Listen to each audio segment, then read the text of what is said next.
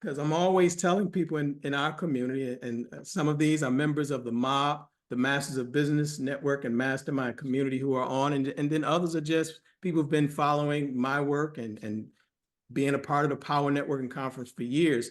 But one of the things that I always say, Professor Browder, is the idea of finding your work and then building a life and career or business around that.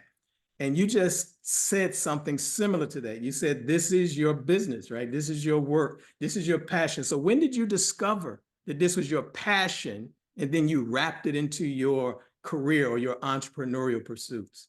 Sure. Well, to be honest with you, I realized early in life, several years after graduating from college, that I never wanted to work for anybody. I wanted to work for myself. So I've been self-employed since 1979. And my first career was as a graphic designer. My major is in graphic design and advertising. Graduated from Howard University in 1974. And doing that work allowed me the flexibility to raise enough money to do the things that I wanted to do. And at that time, 1979, 1980, I wanted to learn about who I was as a person of African ancestry. 47 years ago, last Wednesday, on February the 21st, 1977, I met Ivan Van Sertima for the first time. He had just published his book that came before Columbus, The African Presence in America, and was speaking at Georgetown Law School. And I heard Dr. Van Sertima say that the ancient Egyptians who had built ships, navigated the Nile River, the Atlantic Ocean, and made multiple visits to Mexico 2,500 years before Christopher Columbus was born. He said that these ancient Egyptians were Black. And this was the first time in my life anyone had ever told me that the ancient Egyptians were Black. It contradicted everything that I had read in every book, everything that I had learned in school. And that began my quest to uncover what I refer to as forbidden knowledge. That ultimately led to my making my first trip to Egypt in 1980. I spent 13 days on the Nile with Dr. Ben. I saw the physical evidence, which had documented that I had been miseducated. And I decided to use my graphic design and advertising skills to teach my people what I was learning. And in 1981, I established my second business, IKG. And 1987, I closed my design studio and devoted my time 100% to doing this work. So I've used my graphic design and advertising skills to create my presentations, to write, design, and publish my own books so that I have total control of my product. And as a consequence, we've been able to influence tens of thousands of people around the world who, like me, are discovering information that we were never taught. And that has been one of the greatest rewards of my life. Wow. And this is phenomenal, because I'm listening to you share with us how you started in one area of business using your gifts, your talents, and your skills, but it literally funded something else that was burning in you. And I'm sure it wasn't easy, right? So a lot of we use the term newbies, or people who are just getting into the space of entrepreneurship and business, sometimes can't go through that earlier stage of development to where they can begin to realize some type of profit, or at least cash flow, to continue to grow and evolve. So my question to you real quick on that, since again, this is I didn't know I was going to ask you about this in terms of your entrepreneurial career, but I'm sure during the graphic design phase and making the transition to what you have been doing for the past 30 plus years was not an easy transition. Can you explain how were you able to navigate the ups and downs in building what you knew you were passionate about and you wanted to share with your people? Well, Brother Bedford, I have to disagree with you on that point. It was easy. Oh, wow. It's easy for me This is definitely a new perspective. because I was fortunate. I've always been a curious person, and I've always wondered how things work, why things work.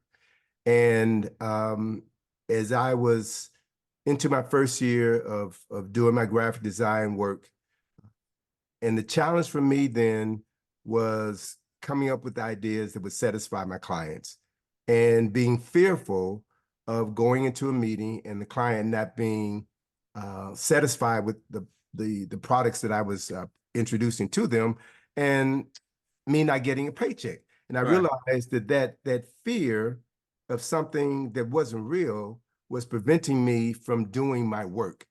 Mm. And one evening, I as I realized that I was holding myself back, I reflected on my childhood and the time that I spent as a young boy in the presence of my grandfather. I can say with 100% certainty that my creativity comes from my grandfather. I Mm. was the first grandchild born in my family and grew up with my grandfather as my primary male role model. My grandfather wasn't very well educated, but he was a creative person who could build anything. He was a brick mason, he was a carpenter, and he can build anything. And I was always his assistant. I was getting the hammer and the nails and holding the 2x4 as he was sawing it. And I recall him building bookcases and things around the house. And I remember I never saw my grandfather sketch out or draw out what he was going to build. Wow. I noticed that he always had the finished product in my mind. So as I was reflecting on my grandfather's creativity, I imagined myself as my grandfather and seeing what my grandfather saw, seeing the finished product.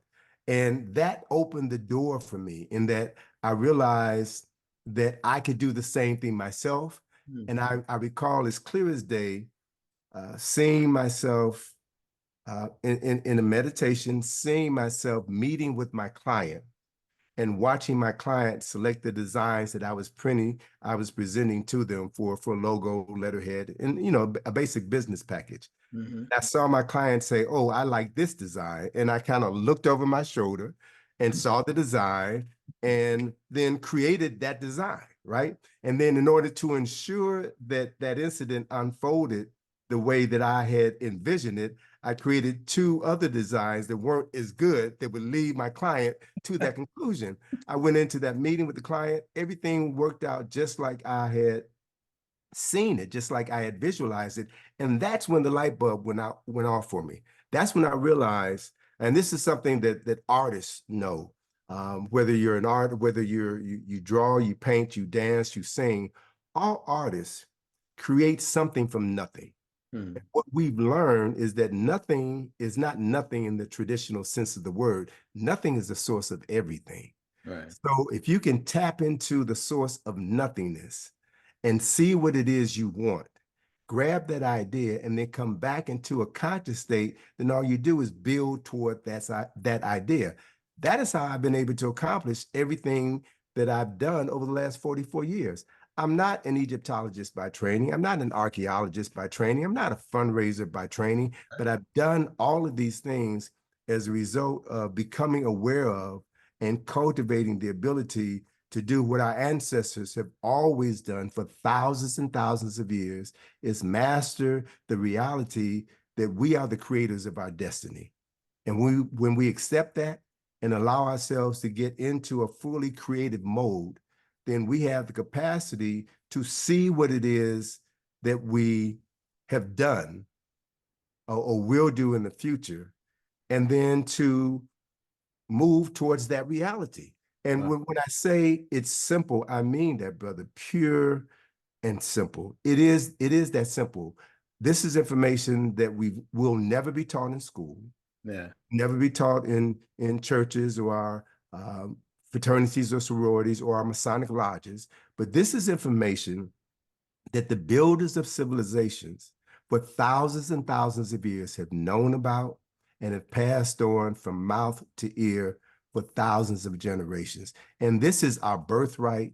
And this is something that hopefully I inspire people to want to become aware of and incorporate into their living so that we can truly become the great builders Right. of, of organizations and businesses and communities that we were hundreds of years ago. Yeah, this is so profound. So clearly my line of questioning has changed now. You've really taken me into an area but this is so profound. Because it sounds like you literally suspended the thinking that, or the parameters that normally surrounds us in terms of what we can and what we cannot do. And you leaned into your natural creativity and literally created first the vision in your mind. I love the way that you talked about, you even created, I don't want to call them lesser or inferior, but products that weren't as good as the one that you knew that they would take, but you literally you leaned into your creativity and you literally orchestrated this that made your life a lot easier instead of being worried about fear, what other people would say, all of the noise that we hear. You had this sense to naturally lean into that meditative state to create, that creative power to build your life and career. So, Brother Bradford, um, I use a term to describe that process, and I call it ancestral intelligence. So what I have done is to cultivate and build out my ancestral intelligence. I mentioned to you in that initial journey, I thought about my grandfather, who's an ancestor, right? And then my grandfather pulled me into this other world, pulled me into this other dimension. And what I've come to understand is all of us are living representatives of all of our ancestors. Mm. All of us have their memories inside of us. And what miseducation, what enslavement was designed to do is to erase our historical and cultural memory and make us afraid of and ashamed of our ancestors. So we would disconnect ourselves from our authentic source of power. Mm. I was blessed to have had an opportunity to discover what our oppressors sought to omit and eliminate from our state of being. And this is something that I said was easy for me. And I truly understand that it can be as easy for anyone else if we get out of our way and allow ourselves to become our authentic selves and stop trying to stop trying to emulate those people who have made our lives and our ancestors' lives a living hell. Wow. And so I hope you all have written that down. I don't even know if you'll be able to find a definition for ancestral intelligence. Can you give us your definition, Dr. Browder? Because I want to make sure that we're hearing and understanding this from your perspective, because I think this is profound. So let me put it this way.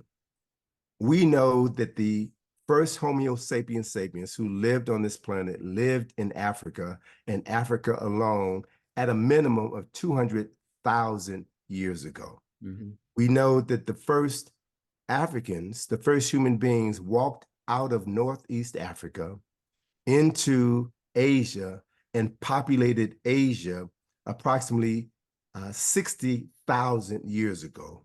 We also understand that the same group of Northeast Africans walked into Western Asia, the landmass that we now call Europe, approximately 40,000 years ago. So just those two facts basically means, or three facts basically mean, the first human beings on the planet were African. The first human beings in Asia were Africans. The first human beings in Europe were Africans. And geneticists have just recently identified when Africans in Europe lost their melanin, mutated, and became the people now classified as Caucasians. And what that means is, and so that occurred approximately 7,000 to 8,000 years ago. Right. So what that means essentially, brother, is that the people who have run our lives and determined our destiny for at least 20 generations are the people who've been on this planet approximately 8,000 years. Right. So we have access to 292,000 years of ancestral memory. When we connect to that knowledge, to that stream of consciousness, we have the capacity to become anything that we choose to become because we've already been those things in a previous lifetime. We carry that genetic memory. And so that is our superpower, brother. That is why we're still alive right now. That is the reason why Europeans had to create racism and Jim Crow and segregation, because they know that when the playing field is level and we have an opportunity to compete fairly against them, we always rise to the top. And I submit to you and everyone listening that that is because of our connection with our ancestors. So ancestral intelligence is the only AI that should matter to a conscious person of African ancestry. We should not get caught up in other people's artificial intelligence when we have access to the greatest archive of intelligence in human history. That is our birthright. And when we accept that, embrace that, and live in harmony with that, there's nothing that we cannot do, primarily because there's nothing that we have not done.